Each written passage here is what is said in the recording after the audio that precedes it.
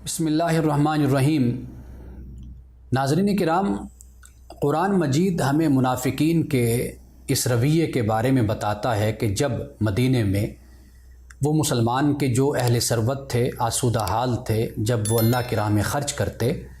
तो मुनाफिकीन उनका मजाक उड़ाते थे और कहते कि ये देखो ये रियाकारी कर रहे हैं, यानी जो ख़र्च करते हैं ये दिखा दिखा कर ख़र्च कर रहे हैं। और इसी तरह वो मुसलमान के जो तंगदस्त थे, गरीब थे, वो भी अपने शौक़ से और जज्बे से अल्लाह की राह में ख़र्च करते तो उनका मजाक ये कह कर उड़ाते कि देखो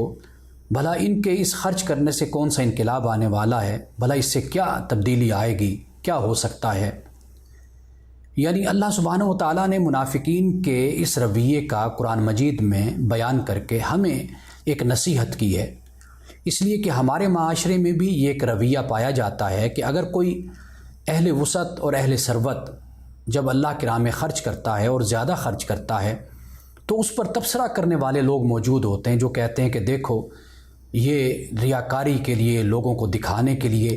और अपनी दौलत का रौब डालने के लिए ये ख़र्च कर रहा है। हालांकि नीयत के हाल से अल्लाह वाकिफ़ है।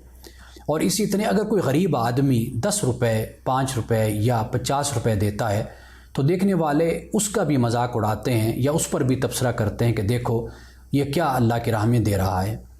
हालांकि अल्लाह सुब्हानहू व तआला नीयतों के हाल से वाकिफ़ है। अल्लाह का जो मामला है वो बंदे के साथ इखलास का ताल्लुक़ है। और जब एक बंदा अल्लाह की राह में ख़र्च करता है, ख़्वाह वो हज़ारों लाखों रुपए ख़र्च करे या वो अल्लाह की राह में 1 रुपया ख़र्च करे, अल्लाह सुब्हानहू व तआला उस इंसान की नीयत को, उसके इखलास को और उसकी मोहब्बत को देखता है। इसलिए हमें इस हवाले से परहेज़ करना चाहिए कि हम किसी शख्स के ख़र्च करने पर, अल्लाह की राह में देने पर हम तबसरा करें या उसको हम रियाकार कहें या उसको हम खुदनुमा कहें या हम ये कहें कि ये नुमाइश कर रहा है। ऐसे तबसरों से इसलिए भी हमें परहेज़ करना चाहिए कि गोया कि हम अपनी नेकियां उस शख्स को दे रहे होते हैं